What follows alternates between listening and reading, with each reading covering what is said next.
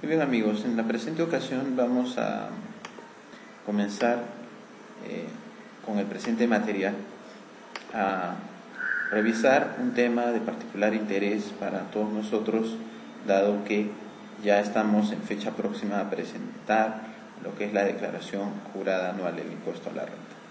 En la presente ocasión, el presente video constituye una parte de un material que vamos a elaborar en distintas etapas y que básicamente busca generar comentarios acerca de un documento clave que es brindado por la Administración Tributaria para efectos de realizar un adecuado proceso de declaración anual del impuesto a la renta. En este caso nos referimos a la cartilla de instrucciones del PDT 668 vinculado al tema del impuesto a la renta. Como bien sabemos, las personas que generan rentas de tercera categoría y que se encuentran en el régimen general deben presentar esta declaración. Es decir, no están obligados a presentarla los sujetos que están en el RUS, ni tampoco aquellos sujetos que estén en el régimen especial del impuesto a la renta. Adicionalmente, cabe recordar que todas aquellas personas o entidades que generen rentas de tercera categoría y que hubieran realizado operaciones grabadas con el ITF por haber realizado el pago de más del 15% de sus obligaciones sin utilizar dinero en efectivo o medios de pago, también van a estar obligados a presentar esta declaración. La novedad que ya se va dando en los últimos ejercicios es que, si bien es cierto, es una declaración jurada vinculada a un impuesto como es el de la renta, también obliga a presentar información referida al impuesto a las transacciones financieras o ITF. Las rentas de tercera categoría básicamente podemos definirlas desde una perspectiva de criterio personal. ¿A qué me refiero? A que básicamente puede ser generado un negocio por una persona o por un grupo de personas. Por ejemplo, en el caso de una sola persona, por ejemplo, podemos ver el caso excepcional de los notarios, que probablemente ustedes digan, en el caso de otra profesión, el ejercicio independiente es renta de cuarta categoría, pero sin embargo, en el caso, por ejemplo, de estas personas, en el caso de los notarios, en el caso de los agentes mediadores de comercio, rematadores, martilleros, cualquier actividad similar, ejercida de manera independiente, pues lógicamente también es considerado como renta de tercera categoría. Asimismo, también es considerado como renta de tercera categoría ya todas aquellas actividades probablemente destinadas a una generación de lucro. Si bien es cierto, nosotros vamos a encontrar en algunos casos algunas excepciones bajo el rubro del tema de exoneraciones que nos plantea el impuesto a la renta, estas actividades también tienen que presentarse por medio del PDT 668. Aún así, no obtengamos un impuesto a la renta o una pérdida tributaria respectivamente.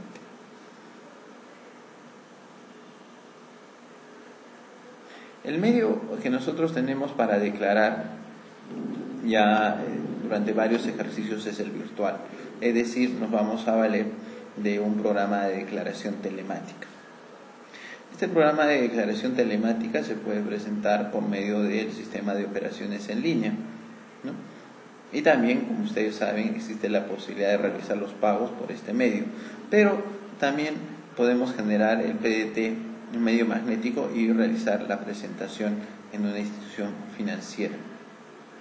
Cabe recordar también que hay una excepción con el caso de los principales contribuyentes. Deben presentar sus declaraciones en las oficinas señaladas por la SUNAT, que básicamente están asociadas al tema de la sede de las intendencias u oficinas zonales.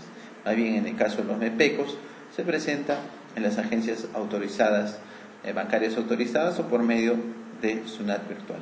Asimismo, cabe recordarles que si ustedes presentan una declaración en la cual el importe a pagar fuese igual a cero, la declaración obligatoriamente debe ser presentada por medio de SUNAT virtual. Con relación a los vencimientos que se nos presentan para efectos de el último dígito de RUC, debemos de tener en cuenta que en este ejercicio 2010, que va a presentarse a partir de fines de marzo del 2011, se va a comenzar con el dígito 9. Entonces tenemos que el dígito 9 se va a presentar el 25 de marzo, el dígito 0 el 28 de marzo, dígito 1 el 29 de marzo, el dígito 2 el 30 de marzo, el dígito 3 31 de marzo, el dígito 4 el 1 de abril de 2011, el dígito 5 el 4 de abril, el dígito 6 el 5 de abril, el dígito 7 el 6 de abril, y el dígito 8 se va a presentar el 7 de abril respectivamente. Como recordaremos, la fecha de vencimiento de la presentación es un criterio clave para efecto de considerar la deducibilidad, por ejemplo, en el caso de aquellos gastos vinculados a temas de personal, aquellos gastos vinculados al tema de cuarta categoría. ¿Sí? Entonces hay que tener cuidado porque se puede provisionar algo, pero debe pagarse hasta antes de la fecha de vencimiento de acuerdo a lo señalado por las normas tributarias. Hay un tema que ya lo hemos estado comentando anteriormente en videos y que era referente al tema de la conservación de la documentación contable. Vamos a hacer nosotros una precisión rápida. Como bien sabemos, la contabilidad puede llevarse de forma manual o en hojas sueltas o continuas, o también ahora ya estamos estableciendo ya las pautas para que sea una contabilidad de forma electrónica, ya con ausencia de una documentación física, básicamente a nivel de generación de un documento vinculado al tema de libros y registros. Estos medios deben de conservarse mínimo de acuerdo al tema de la prescripción, de acuerdo a la normatividad tributaria, ¿no? Como nosotros recordamos, en caso del tema de la mínimo hablamos de 4 años, 6 años y 10 años, pero en la práctica muchas veces tenemos que considerar un plazo mucho mayor, porque pueden haber, por ejemplo, problemas judiciales o legales en los cuales justamente se tenga que responder y no necesariamente vamos a hablar de 4 años, 5 o 6 años, ¿no? Entonces probablemente hay que conservar la documentación, porque sobre todo uno no sabe, en una empresa probablemente uno de los socios puede establecer algún proceso judicial y pues lógicamente el juez puede ordenar un peritaje sobre la documentación contable. Entonces no podemos considerar aquella famosa figura de que bueno, ya llega 31 de diciembre, ya prescribió esto y lo quemamos, ¿no? Hay que mantener nuestros sistemas contables y la documentación que los sustenta respectivamente. Cabe señalar también, ya que estamos hablando de documentación contable, de lo que nos señala la norma tributaria respecto al tema de que si se produce la destrucción o se produce el robo probablemente o pérdida de libros, registros, documentos contables. Como bien sabemos, nosotros tenemos un plazo de 15 días hábiles para comunicar a la SUNAT y este plazo se contabiliza a partir de la fecha en la cual se produjeron los hechos. Y a su vez tenemos un plazo de 60 días calendario, ojo, 60 días calendario a partir de la fecha de producidos los hechos para proceder a rehacer los libros y registros y la documentación respectiva, ¿no? Entonces probablemente muchos pensaron, acá hay el problema, ¿no? 15 días para comunicar y 60 días y uno tiene la idea de que puede ser hábiles. No, la norma lo establece claramente que en el plazo para rehacer la información contable es de 60 días calendario. Probablemente nosotros podríamos hablar con la administración tributaria para que se nos extienda probablemente por motivos plenamente sustentados y que sirvan a criterio de la administración tributaria autorizarnos también un mayor plazo respectivamente. A continuación vamos a pasar nosotros a hablar acerca del esquema general de la determinación del impuesto a la renta. Como bien sabemos, la teoría, desde el punto de vista de las teorías que nosotros tenemos del impuesto a la renta, en el caso de tercera categoría aplicamos la teoría del flujo de riqueza, es decir, consideramos renta todos aquellos beneficios económicos que se hayan obtenido sin considerar el tema de periodicidad, sin considerar el grado de que sea sostenido en el tiempo, puede haberse dado una sola vez de manera excepcional, pero ya bajo este enfoque amplio que es la teoría del flujo de riqueza es considerado como renta. Un caso puede ser una empresa, a lo mejor se gana un sorteo, se gana una rifa, probablemente la persona jurídica, y lógicamente el ingreso de ese dinero va a ser considerado renta gravable. Muy bien, es importante precisar que muchas veces hay confusión respecto al tema de la determinación del impuesto a la renta y su relación con las cuentas contables. Es muy probable que pase esto, sobre todo al momento de determinar algunos criterios que pueden servir de orientación sobre el tema. Cuando nosotros decimos determine usted la renta, probablemente muchos estén asociando el concepto renta al elemento 7, ingreso, ¿no? Yo estoy generando renta y por ende estoy generando pues ingresos, me dice. Pero hay que considerar que el concepto renta básicamente está referido al tema utilidad o pérdida, es decir, al tema de resultado. Entonces la renta no es un ingreso, sino más bien es un tema de resultado. Es decir, para nosotros poder considerarlo, tenemos que restar siempre los ingresos de los costos relacionados para determinar una utilidad. Es esta utilidad la que se denomina renta. Esto sucede, por ejemplo, en el caso de enajenación o venta de bienes. Cuando hablamos nosotros de los ingresos por la venta de los bienes, yo le resto el costo de ventas y obtengo la utilidad bruta. Es esta utilidad bruta la que es renta, ¿ya? Sucede lo mismo en el caso de una venta de un activo fijo, ¿no? Vendemos el activo fijo. ¿Qué es lo que pasa? Nosotros al ingreso le tenemos que restar la depreciación, le tenemos que restar probablemente el costo y recién vamos a obtener la utilidad bruta. Y es esto considerado la renta bruta. Ojo, hay dos cosas que hay que distinguir claramente entre la renta bruta y la renta neta. Desde la renta bruta nosotros vamos a poder considerar a los ingresos menos los costos que son vinculados a la operación por la cual se han generado estos ingresos. Por ejemplo, en el caso de, ya les decía, de una venta de bienes, pues nosotros restaremos el costo de ventas. En el caso de una venta de valores, restaremos al ingreso por venta de valores el costo computable de estas valores. Recién obtenemos renta bruta. A esa renta bruta nosotros vamos a que quitarle los gastos y otros ingresos. Esto nos dice el esquema de SUNAT. Y bueno, aquí lo que desde una perspectiva contable vamos a tener que restar son los gastos operativos y también otros ingresos y gastos, ¿no? Para determinar lo que es la renta neta. Probablemente la renta neta, acá desde la perspectiva del esquema que nos presenta SUNAT, nosotros lo vayamos a asociar pues netamente a lo que nosotros conocemos como utilidad o pérdida antes de participaciones e impuestos, que a la fecha, a partir del año del ejercicio 2011, ya se va a llamar utilidad antes de impuestos, porque como sabemos las participaciones van a formar parte ya del gasto. Entonces, desde la perspectiva de este esquema, la renta neta pues sencillamente viene a ser el equivalente que tenemos nosotros a la utilidad contable o al resultado contable.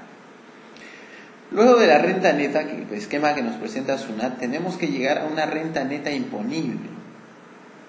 Es aquí donde nosotros aplicamos algo que llamamos la conciliación tributaria, que viene a ser la aplicación de las adiciones y deducciones más las pérdidas tributarias compensables de ejercicios anteriores para obtener una renta neta imponible, o es lo que llamamos la base imponible del impuesto a la renta. Entonces, probablemente desde un esquema contable nosotros decimos utilidad según hoja de trabajo, más menos adiciones y deducciones, más menos la conciliación tributaria, más las adiciones, en general lo entendemos como todos aquellos gastos que no son aceptados bajo el enfoque del impuesto a la renta, y deducciones probablemente todos aquellos ingresos que no son gravados con el impuesto a la renta. Y a esto también le quitamos las pérdidas tributarias compensables de ejercicios anteriores.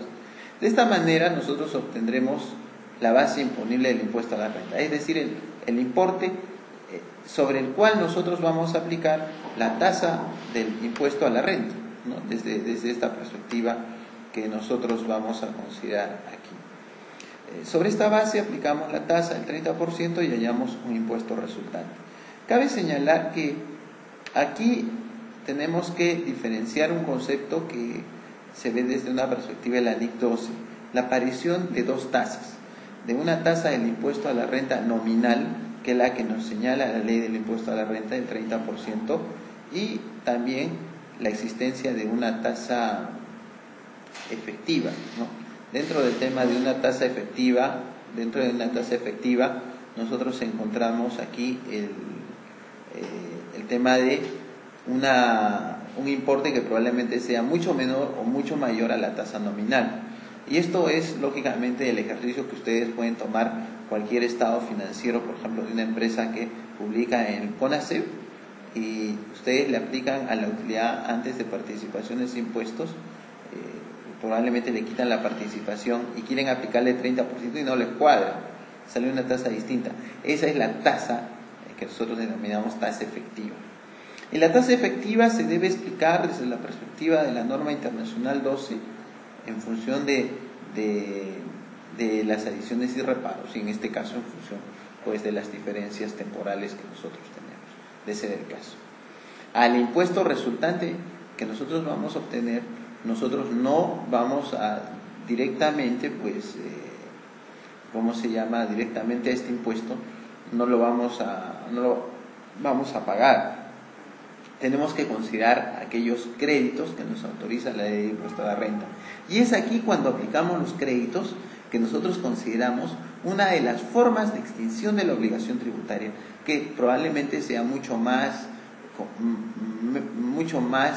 de porcentaje más aplicable que incluso el pago, porque ustedes saben que la forma de extinción de obligación tributaria más común es el pago, pero en este caso cuando yo aplico créditos, aplico una forma de extinción de la deuda tributaria que se denomina la compensación. Entonces probablemente la forma de compensación más básica sea aquella que se refiere al crédito fiscal del IGB, pero también en el impuesto a la renta. Por ejemplo, el crédito más común que podemos tener acá, pues son los créditos por los pagos a cuenta adelantados que nosotros hacemos sobre el tema. Y una vez que tenemos esto, tenemos el saldo por regularizar, que implicaría probablemente un pago, o el saldo a favor, ¿no? Que podemos nosotros solicitar devolución, o que a su vez nosotros podemos estar compensando contra los resultados de ejercicios futuros. No olvidemos también que desde una perspectiva contable, hablar de la determinación del impuesto a la renta necesariamente es considerar que vamos a tener que trabajar el tema del impuesto a la renta diferido. En muchas empresas hemos encontrado ya con distintos colegas situaciones como la que se trata de evitar las diferencias temporales, porque simplemente se desconoce su aplicación, ¿no? Considerando que muchas veces las diferencias temporales son justamente las que nos van a permitir a nosotros trabajar el tema del planeamiento tributario.